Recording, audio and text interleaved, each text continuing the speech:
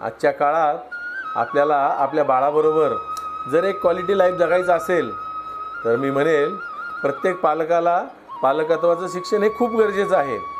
कारण पहा, एक जबाबदार पालक म्हणून आपण हा विचार केला पाहिजे की अरे, माझ्या चांगल्या गुणांचा माझ्या मुलाला काय उपयोग होतो आहे, माझे जे वाईट गुण आहेत त्याचा माझ्या मुलावर काय दुष्परिणाम होतो आहे. कारण पहा, आपलं जे वागणं असतं त्या वागण्याचे मुलावर खूप सारे परिणाम होत असतात. तर त्यातले चांगले कुठले आणि खराब कुठले हे पालकाला ओळखता आले पाहिजे.